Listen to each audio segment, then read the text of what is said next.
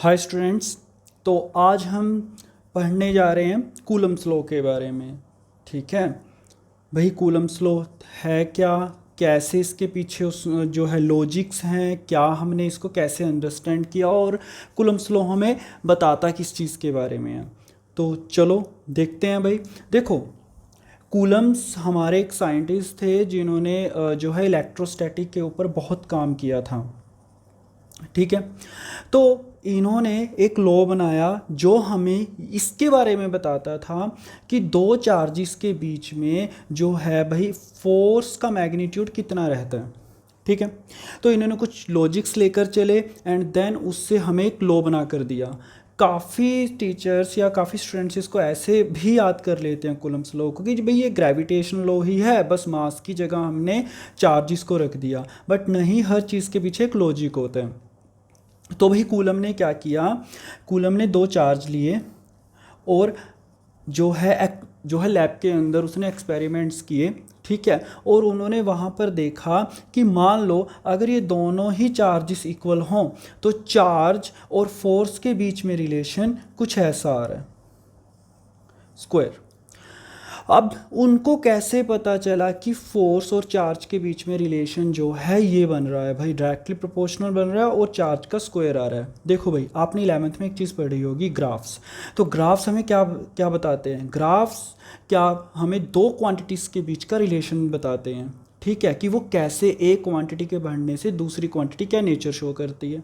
या फिर मैं दूसरी वे में कह सकता हूँ, graph is a pictorial representation of relation between two quantities. ठीक है, तो भाई हमने 11th में पढ़ रखा है डिफरेंट टाइप्स के ग्राफ्स की, किस कैसी इक्वेशन आएगी तो कैसा ग्राफ है। तो मैं ऐसे भी तो कह सकता हूँ, अगर मेरे पास एक स्पेसिफिक ग्राफ आ रहा है दो क्वांटिटीज़ का, तो मैं कह सकता हूँ इनमें इस इक्वेशन के अकॉर्डिंग जो है रिलेशन है। तो ऐसे ही कूलम्स ने ऐसा नहीं है कि ग्रेविटी के लॉ को उठाया और उसको कॉपी कर दिया जैसे काफ़ी स्टूडेंट्स ये कर जाते हैं। नहीं, उसने बाकायदा एक्सपेरिमेंट्स किए और उसने देखा कि अगर वो फोर्स रैंडमली ले लेते हैं, अगर वो फोर्स और जो चार्जेस का मैग्नीट्यूड वो इंक्रीज करे तो उन दोनों के बीच में एक पैराबोलिक ग्राफ आ रहा है ऐसे। ठीक है, तो दैट्स वाई उसने ये रिलेशन लेकर चला वो कि भाई जो चार्जेस का मैग्नीट्यूड और फोर्स के मैग्नीट्यूड में ये वाला रिलेशन, आपको पता होगा, आपने 11th में पढ़ी होगी कि ये किसकी इक्वेशन होती है, ये इक्वेशन पैराबोला की होती है अगर हम इसको जो है प्रोपोर्शनैलिटी का साइन हटाकर इक्वल टू में कन्वर्ट करें। ऐसे ही इसने देखा कि भाई अगर मैं दो चार्जेस के बीच का डिस्टेंस बढ़ा दूं, तब डिस्टेंस के मैग्नीट्यूड और फोर्स के मैग्नीट्यूड में जो है इन्वर्सली रिलेशन होता है, और जो डिस्टेंस के क्या है, स्क्वायर रूट का इन्वर्सली होता है फोर्स। ठीक है, तो भाई इसी को हम इन्वर्स स्क्वायर लॉ भी कहते हैं। ये एक नंबर में आ भी जाता है कि डिफाइन इन्वर्स स्क्वायर लॉ। ठीक है, तो भाई वो आपका इन्वर्स स्क्वायर लॉ इसी को कहते हैं। और वैसे ही सिमिलरली भाई इसने ग्राफ बनाया होगा, वो आपका ग्राफ इसका उस हिसाब से आया होगा और उसने देखा और ये इक्वेशन बना दी। और हमें पता है फर्स्ट इक्वेशन जो इसने बनाई वो ये थी, सेकंड ये बनाई। तो इसने दोनों ही इक्वेशंस को एक जगह लिख दिया। इक्वेशंस तो नहीं अभी कह सकते कि दोनों ही रिलेशंस को। ठीक है, तो भाई अब मैं इसको क्यू स्क्वायर ना लिखकर बेशक चलो अभी क्यू स्क्वायर लिख देते हैं अपॉन आर स्क्वायर।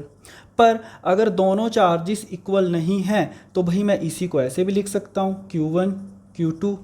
ठीक है, Q1 थोड़ा ऊपर लिख देता हूँ कि क्या लिख सकता हूँ भाई, Q1 Q2 upon R square. अभी प्रोपोर्शनैलिटी का साइन है। पर अभी भी कूलम ने देखा कि जो एक्सपेरिमेंटल डेटा आ रहा है किसका, फोर्स का, ठीक है, उतना अगर मैं थ्योरेटिकल कैलकुलेट करूं तो भाई कुछ ना कुछ कमी रह रही है, कि उतना जो है फोर्स नहीं निकल कर आ रही जितना रियलिटी में निकल कर आ रही है। जैसे आपने 11th के अंदर पढ़ा था साउंड की वेलोसिटी जो होती है 320 जो है मीटर पर सेकंड। ठीक है, इतनी होती है भाई। पर जब आपका न्यूटन ने साउंड की वेलोसिटी एक थ्योरेटिकल फॉर्मूले से निकालने की कोशिश की तो वो 270 अप्रोक्स आ रही थी। ठीक है। तो कुछ कमी थी, थर्मोडायनेमिक्स का क्वेश्चन है वही कि भाई वो एडियाबैटिक मान रहा था या आइसोथर्मल मान रहा था, साउंड जैसे एयर में ट्रैवल करते हैं। तो उसके बाद लाप्लास आए, उन्होंने अपने कुछ लॉजिक्स लगाए और उन्होंने न्यूटन के फॉर्मूले को ठीक किया। उन्होंने न्यूटन के फॉर्मूले को क्या किया, ठीक किया। और वो अप्रोक्स 321 अप्रोक्स वो इतनी वेलोसिटी ले आए साउंड की। तो हमने क्या कहा कि न्यूटन से ज़्यादा अच्छा जो लाप्लास ने जो करेक्ट किया था जो है न्यूटन का फॉर्मूला साउंड का, वो ज़्यादा ठीक है। आप थर्मोडायनेमिक्स में ये चीज़ पढ़ते भी हो या बाद में जाकर कि भाई वो जो आपका लाप्लास है उन्होंने इस चीज़ को एडियाबैटिक प्रोसेस से एक्सप्लेन किया था, जो साउंड ट्रैवल करता है एयर के अंदर। और जो न्यूटन है उन्होंने इसको आइसोथर्मल प्रोसेस से के पॉइंट ऑफ व्यू से देखा। दैट्स वाई न्यूटन के जो फॉर्मूले में एरर रह गया था। तो ऐसा ही कूलम्स ने देखा कि जो मैं रिलेशंस निकाल रहा हूँ भाई उससे ठीक है कि भाई जो ग्राफ्स आ रहे हैं उससे मैं ये तो अंडरस्टैंड कर गया कि चार्जेस और फोर्स में या डिस्टेंस और फोर्स में क्या रिलेशन रहने वाला है। पर अभी भी उसको वो मैग्नीट्यूड नहीं मिल रहा था जो एक्चुअल एक्सपेरिमेंटली उसको मिल रहा था। तो इसी से उसने कहा कि भाई एक कांस्टेंट निकाला, बार बार जब उसने कैलकुलेट किया तो एक खास उसका डिफरेंस आ रहा था, तो उसी से उसने एक कांस्टेंट मान लिया। क्या भाई, जो आप पढ़ते भी हो 1/4πε0 और Q1 Q2/r²। तो जैसे उसने इस कांस्टेंट को रखा भाई काफ़ी हद तक जो है फोर्स की वैल्यू काफ़ी हद तक वही आने लगी जो एक्सपेरिमेंटल जो वैल्यूज़ आ रही थी। ओके, तो भाई ऐसा क्या था इस कांस्टेंट के अंदर। अब मेन फोकस करते हैं इस कांस्टेंट के ऊपर, ठीक है भाई। और आप देखो तो भाई यही आपका वैसे कूलम्स लॉ है, छोटा सा है, इसमें कुछ ज़्यादा बताना की नहीं है कि कूलम्स लॉ क्या बताता है। वो फोर्स बिटवीन टू चार्जेस बताता है और डिस्टेंस के साथ उसका रिलेशन बताता है। पर मेन जो कंसेप्ट छिपा हुआ है कूलम्स लॉ का वो इस कांस्टेंट में छिपा हुआ है कि ये कांस्टेंट एक्चुअली है क्या था। देखो भाई, आप सभी पढ़कर आए हुए हो क्या, सॉलिड एंगल। क्या पढ़ के आए हो, सॉलिड एंगल। तो जो ये 4 पाई है ये इसी सॉलिड एंगल के कारण आया है यहाँ पर। कूलम्स ने क्या कहा था, अब सॉलिड एंगल किसका होता है, 3D चीज़ों का। और जो भी हमने सॉलिड एंगल बनाया था, एक कौन लिया था और भाई कोई स्फीयर, मैं अभी सॉलिड चीज़ को स्फीयर से मानकर चलता हूँ, कोई स्फीयर कितना बड़ा होगा वही उस हिसाब से उसका सॉलिड एंगल उतना बड़ा होगा। आपने फर्स्ट यूनिट 11th क्लास में पढ़ा होगा। तो इसी को अब उसने पर इस सॉलिड एंगल को इन्वर्सली क्यों लिया। देखो न्यूटन कहने वाला था मैं, कूलम्स ने क्या कहा कि मान लो एक चार्ज है, इसके अराउंड जो फील्ड लाइंस निकलेंगी वो ऐसे निकलेंगी। और कूलम्स ने क्या कहा कि भाई जो फोर्स की स्ट्रेंथ है, फोर्स का मैग्नीट्यूड है, वो डिपेंड करेगा आपको per unit area field lines कितनी मिल रही है किसी एरिया के अंदर। तो अगर हम देखें सोर्स के पास अगर आप एक एरिया को मानो तो वहाँ पर, या उससे थोड़ा दूर मानो तो भाई जो सोर्स के पास हमें पर यूनिट एरिया लाइंस ज़्यादा मिलती हैं। ज़्यादा लाइंस पर यूनिट एरिया, ज़्यादा लाइंस, ज़्यादा फोर्स की स्ट्रेंथ। ठीक है भाई। तो अगर आप ध्यान से देखो, अगर मैं एक सोर्स चार्ज लूँ और अगर मैं एक सोर्स चार्ज लूँ जिसके अराउंड हम ऐसे फील्ड लाइंस बना दें, अगर मैं एक छोटा यहाँ पर स्फीयर मानूँ तो भाई उसका सॉलिड एंगल भी छोटा होगा। ठीक है, तो अगर सॉलिड एंगल बढ़ता है तो उसके साथ साथ देखो अगर बड़ा स्फीयर है तो उसका सॉलिड एंगल भी बड़ा होगा। ठीक है, अगर सॉलिड एंगल बढ़ता है तो आप देखो मुझे फोर्स की वैल्यू कम होकर मिलती है। मैं इसको F2 मान लेता हूँ, यहाँ पर मुझे लगो F1 मिल रही है, तो भाई हमारी F1 बड़ी होगी F2 से। ठीक है, क्यों, क्योंकि भाई उसके साथ साथ आप देखो अगर आप सेम जो है एरिया को कंसीडर करो तो भाई जैसे आप 10th के अंदर मैग्नेट भी पढ़कर आते थे, मैग्नेट के पास देख लो, खुद देख लो, अगर सेम एरिया यहाँ मानता हूँ, सेम एरिया यहाँ मानता हूँ, देखो यहाँ कम से कम 3 लाइन्स मुझे दिख रही है पर यहाँ तो एक ही आ रही है। ठीक है भाई, और जितनी पर यूनिट लाइंस ज़्यादा होंगी, पर यूनिट एरिया लाइंस ज़्यादा होगी, हम फोर्स का जो हम पढ़ रहे हैं इलेक्ट्रोस्टैटिक फोर्स का मैग्नीट्यूड उतना ज़्यादा होता है। तो इसीलिए हम ये भी अब देख पा रहे हैं कि सोर्स के पास इंटेंसिटी ज़्यादा होती है लाइंस की। ठीक है, पर अगर जैसे जैसे हम दूर जाएंगे, जैसे जैसे हम सोर्स से दूर जाएंगे, तो वो हमने पहले देख चुके हैं रिलेशन से कि भाई जो है आपका फोर्स डिक्रीज होती जाएगी। और अगर आपका आर बढ़ेगा तो उसको अगर मानकर रेडियस आप एक स्फीयर कंसीडर करोगे तो वो उतना बड़ा बनेगा, वो जितना बड़ा बनेगा उसका सॉलिड एंगल उतना बड़ा होगा। तो दैट्स वाई हमने इसको इन्वर्सली प्रोपोर्शनल लिया। इसको थोड़ा और क्लियर करते हैं। अब मैं अगर साफ साफ लिखूं तो वही कूलम्स लॉ हमारा क्या होता है, 4πε0 Q1 Q2 upon R square. अगर आप जस्ट ध्यान से देखो इसको, कूलम्स ने कुछ नहीं कहा था। अगर एप्सिलॉन नोट को मैं साइड में रख दूं तो देखो भाई ये क्या है, एक्चुअली उसने स्फीयर के सरफेस एरिया के साथ चार्जिस के मैग्नीट्यूड को डिवाइड कर दिया था। और ये लॉजिक भी सही था उसका। क्यों? देखो भाई, क्योंकि अगर मेरे पास चार्ज होगा तो देखो सॉलिड एंगल क्या है कि भाई जिसकी 3D चीज़ का जितना साइज़ बड़ा होगा उसका सॉलिड एंगल उतना बड़ा होगा। तो देखो भाई, जैसे जैसे मैं सॉलिड एंगल को बढ़ा लूँगा तो मैं सोर्स से दूर जा रहा हूँ, ठीक है। अगर सॉलिड एंगल के पॉइंट ऑफ व्यू से मेरा सॉलिड एंगल बड़ा होता जा रहा है, तो सॉलिड एंगल बड़ा होता जा रहा है तो बड़े स्फीयर पे मुझे फोर्स का मैग्नीट्यूड कम मिल रहा है। तो एक्चुअली ये था आपका कूलम्स लॉ, ठीक है। उसने कुछ नहीं किया, एक्चुअली स्फीयर का सरफेस एरिया ले लिया था। और देखो, ये देखो भाई, जितना रेडियस बढ़ेगा उतना ज़्यादा सॉलिड एंगल बढ़ेगा, क्योंकि उतना बड़ा स्फीयर ले रहे हो आप, और फोर्स का मैग्नीट्यूड डिक्रीज होता जाएगा, ठीक है भाई। और दूसरा हमारे कांस्टेंट में क्या आया था, हमारे पास आया था, और इसमें भाई इस जो हम कोई भी स्फीयर का सरफेस एरिया लेते हैं तो उसमें वेरिएबल क्वांटिटी क्या होती है, रेडियस। ये तो कांस्टेंट है, दैट्स वाई हमने इसको कांस्टेंट के साथ लगा दिया। दूसरा कांस्टेंट हमने यहाँ पर लिया एप्सिलॉन नोट, इसे बोलते हैं हम परमिटिविटी। क्या बोलते हैं भाई, परमिटिविटी। परमिटिविटी वही चीज़ होती है, मतलब किसी को परमिशन देना, किसी को परमिशन देना। देखो भाई, एक चीज़ याद रखो, ये परमिटिविटी भी भाई आपके इनर्शिया से ही जनरेट हुई है। किससे जनरेट हुई है, इनर्शिया से। देखो, इनर्शिया सिर्फ इसका नहीं होता कि कोई चीज़ रेस्ट पर रहना चाहती है या कोई चीज़ मूव करना चाहती है, कोई चीज़ अपनी डायरेक्शन नहीं चेंज करना चाहती। एक भाई इनर्शिया का सीधी सी बात मानो कि भाई आलस, नो चेंज, कि भाई किसी बॉडी का हर टाइप का चेंज को विरोध करना उसका, कि कोई भी चेंज ना हो मेरे अराउंड। तो आपको पता ही होगा, हमारे जो हम अर्थ पे रहते हैं तो हमारे अर्थ पे एयर के अलावा हमारे अराउंड फील्ड्स भी होते हैं। तो कौन से 3 फील्ड्स मेन होंगे, gravitational field, electric field and magnetic field, ठीक है। पर भाई एक चीज़ याद रखना कि भी हम जब जो चीज़ पढ़ रहे होते हैं ना फिजिक्स के अंदर, और चीज़ों को हम इग्नोर करके चलते हैं। तो अभी इलेक्ट्रिक फील्ड के बारे में पढ़ रहे हैं, इलेक्ट्रोस्टैटिक के बारे में पढ़ रहे हैं, तो मैं इलेक्ट्रिक फील्ड के बारे में ही बात करूँगा। तो भाई हमारे पास नॉर्मली जो फील्ड्स का मैग्नीट्यूड है वो भाई कांस्टेंट रहता है। तो मैंने अभी आपको क्या बताया, इनर्शिया, ठीक है। तो भाई इनर्शिया जो आपका है वो है आलस। तो भाई इनर्शिया की जो प्रॉपर्टी है हर मास के अंदर होती है, और वो नॉट ओनली कि भाई रेस्ट पर है, रेस्ट पर रहेगा, मूविंग है, मूविंग रहेगा, या डायरेक्शन नहीं चेंज करेगा, नॉट ओनली उनसे रिलेट होती है भाई आपकी ये इनर्शिया की प्रॉपर्टी हर टाइप का चेंज का विरोध करती है भाई। तो एक मास के अराउंड अगर किसी फील्ड का मैग्नीट्यूड भी चेंज होगा, ये उसका भी विरोध करेगा, कि पर ये डिपेंड किस पे करेगा कि भाई उसकी इनर्शिया की प्रॉपर्टी कितनी ज़्यादा स्ट्रॉन्ग है, ठीक है। अब ये होगा क्या, जब भी अगर कोई बॉडी है या कोई, देखो भाई मीडियम भी किसका बना होता है, मॉलिक्यूल्स एटम्स का, और बॉडी भी किसकी बनी होती है, मॉलिक्यूल्स एंड एटम्स की। तो अगर मैं बॉडी कहूँ या मीडियम कहूँ तो बात एक ही जैसे लेके चलना है यहाँ पर।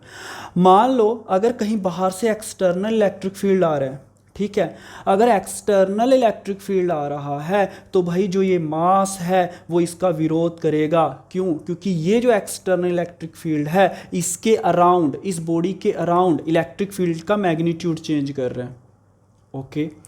तो भाई ये कैसे इसका विरोध करे, ये इस वे में इसका विरोध करता है। उसको पता है इलेक्ट्रिक फील्ड की जान इलेक्ट्रिक फील्ड लाइंस में है। इलेक्ट्रिक फील्ड की जान मतलब उसकी स्ट्रेंथ किस में है, इलेक्ट्रिक फील्ड लाइंस में। तो भाई ये बॉडी क्या कहती है, अगर मैं इलेक्ट्रिक फील्ड लाइंस को अपने में से गुजरने ना दूं तो इलेक्ट्रिक फील्ड में इतनी पावर ही नहीं रहेगी कि वो मेरे अराउंड इलेक्ट्रिक फील्ड चेंज कर सके या मेरे अंदर कुछ इलेक्ट्रिक फील्ड जो है डिस्टर्बेंस क्रिएट कर सके। पर भाई ये हर बॉडी पे 100% नहीं होती, हर बॉडी पे ये नहीं है कि फुली उसके पास ये पावर होती है। किसी बॉडी के पास बहुत ज़्यादा होती है, किसी बॉडी के पास बहुत कम होती है। तो परमिटिविटी का मीनिंग क्या है, परमिशन देना, किसको, इलेक्ट्रिक फील्ड लाइंस को। ठीक है भाई, इलेक्ट्रिक फील्ड लाइंस को परमिशन देना, ठीक है। पर परमिटिविटी, जिसकी परमिटिविटी जितनी ज़्यादा होगी वो उतना कम फील्ड लाइंस को अपने में से गुजरने देगा। मतलब जिसके पास परमिशन देने की पावर जितनी ज़्यादा होगी वो उतना कम इलेक्ट्रिक फील्ड लाइंस को अपने में से कम गुजरने देगा ड्यू टू इनर्शिया के कारण, क्योंकि वो नहीं चाहता उसके अराउंड इलेक्ट्रिक फील्ड की वैल्यू चेंज हो। ठीक है भाई, तो भाई इसीलिए एयर की परमिटिविटी कम होती है वाटर से। ठीक है, वाटर की परमिटिविटी मैं इसको मान लेता हूँ ई नोट और इसको मान लेता हूँ वाटर की परमिटिविटी। तो वाटर की परमिटिविटी ज़्यादा होती है एयर की जो है परमिटिविटी से। इसीलिए भाई एक हमारे पास आयनिक बॉन्ड का केस आ जाता है, कौन सा, NaCl। ठीक है भाई, तो इनके बीच में क्या लग रही है, इलेक्ट्रोस्टैटिक फोर्स लग रही है और एक फील्ड लाइंस, और इलेक्ट्रोस्टैटिक फोर्स फील्ड लाइंस के थ्रू ही लगती है। इलेक्ट्रोस्टैटिक फोर्स हमेशा फील्ड लाइंस के थ्रू लगेंगी, जितनी ज़्यादा फील्ड लाइंस उतनी स्ट्रॉन्ग इलेक्ट्रोस्टैटिक फोर्स। ठीक है, तो भाई इसीलिए NaCl एयर के अंदर जो है आपका एक दूसरे से एक फॉर्मेशन बनाए रखता है जिसको हम NaCl कहते हैं। पर जैसे ही हम NaCl को वाटर में डालेंगे, अब वाटर की परमिटिविटी ज़्यादा, परमिशन देने की पावर ज़्यादा, तो भाई वो अपने में से गुजरने नहीं देगा, क्योंकि उनके वो ये भाई परमिशन देने की पावर मतलब उनके अंडर उतनी ज़्यादा कंट्रोल है भाई चीज़ों को भाई अलो करने का या फिर उनको मना करने का। ठीक है, तो जिसकी परमिटिविटी जितनी ज़्यादा है वो अपनी इनर्शियल प्रॉपर्टी के कारण उतनी कम इलेक्ट्रिक फील्ड लाइंस को परमिशन देगा। क्यों भाई, उसकी मर्जी ज़्यादा चल रही है। यहाँ पर मैं परमिशन देने की पावर से कोई इस चीज़ से रिलेट कर रहा हूँ कि उनकी किसी को भी अलो करने की और मना करने की मर्जी उनके पास ज़्यादा है, वो अपनी मर्जी चला सकते हैं, वो पावर ज़्यादा है। तो वाटर की परमिटिविटी ज़्यादा है तो वाटर के पास अपनी चलाने की मर्जी ज़्यादा है। ठीक है, पर वाटर क्या करता है, वाटर की परमिटिविटी ज़्यादा है तो वो इनके बीच में कम फील्ड लाइंस को अलो करता है। अगर वो कम फील्ड लाइंस को अलो करता है तो इन दोनों के बीच में लगने वाली फोर्सेस भी वीक हो जाती हैं, इलेक्ट्रोस्टैटिक फोर्स वीक हो जाती है और ये दोनों टूट जाते हैं और ये अलग अलग आयंस में टूट जाते हैं। इसी को कहते हैं NaCl का पानी में घुलना। पानी में कभी भी आपको NaCl नहीं मिलेगा, अगर आप मतलब उसको पानी में रखोगे तो वह NaCl अलग अलग हो जाएगा, Na अलग Cl अलग। क्यों, क्योंकि वाटर की परमिटिविटी ज़्यादा है, इनके बीच की फील्ड लाइंस को वो डिक्रीज कर देगा, अपने में से गुजरने की परमिशन बहुत कम देगा और ये NaCl टूट जाएगा। इसलिए क्वेश्चन भी आ जाता है कि भाई NaCl जो है पानी में कैसे घुलता है, किस कंसेप्ट से घुलता है, तो भाई वो भी कूलम्स लॉ से ही हम एक्सप्लेन करते हैं। ठीक है भाई, तो इस चीज़ को याद रखना कि भाई परमिटिविटी किसी की हम एप्सिलॉन नॉट एयर या वैक्यूम की परमिटिविटी शो करते हैं एप्सिलॉन नॉट से। क्यों, क्योंकि भाई इनकी ऑलमोस्ट सेम परमिटिविटी होती है। ठीक है भाई, तो इसी से अब, और ये परमिटिविटी जो है आपकी जो है मीडियम टू मीडियम डिपेंड करती है और एक मीडियम के लिए कांस्टेंट होती है। तो दैट्स वाई हम इनको एक साथ लिख देते हैं और जो वेरिएबल चीज़ें हैं जिनको हम वेरी कर सकते हैं उनको अलग लिखते हैं। तो भाई अब आपको पता चल गया 4 पाई कहाँ से आया, ये सॉलिड एंगल था और सॉलिड चीज़ों का सॉलिड एंगल होता है, आपने 11th क्लास में पढ़ा होगा कि कोई स्फीयर कितना ज़्यादा कोन को खोलेगा वही उतना ज़्यादा उसका सॉलिड एंगल होगा। पर उसमें ये चीज़ कांस्टेंट थी, हमने अलग लिख दी।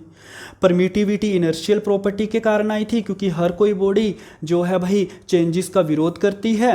ठीक है, और चेंजेस का विरोध करना क्या, इवन फील्ड की वैल्यू भी चेंज हो रही है तो उसका भी विरोध करेगी। वो चाहेगी जो एक्सटर्नल फील्ड आकर यहाँ पर डिस्टर्बेंस क्रिएट कर रहा है उसको मना कर दो, उसकी फील्ड लाइंस को मना कर दो। पर ये हर मीडियम की पावर कम ज़्यादा होती है तो अपनी पावर के हिसाब से वो फील्ड लाइंस का विरोध करता है और उनको रोकने की कोशिश करता है। और ये मीडियम टू मीडियम कॉन्स्टेंट रहती है तो इसलिए हमने इसको कॉन्स्टेंट पोर्शन के साथ लिखा। ठीक है भाई, तो इसी से हमारा जो है कूलम्स लॉ पूरा कंप्लीट हुआ। आई थिंक वेक्टर फॉर्म तो आप अपनी बुक में देख सकते हो, उसमें कोई ज़्यादा बड़ी बात नहीं है। अगर आपका वेक्टर का चैप्टर जो है क्लियर है 11th के अंदर उसका कंसेप्ट, मुझे मेन ये समझाना था कूलम्स लॉ आया कहाँ से है, ठीक है, उसके पीछे के लॉजिक्स क्या हैं, ठीक है, और कैसे हमने ये रिलेशंस निकाले।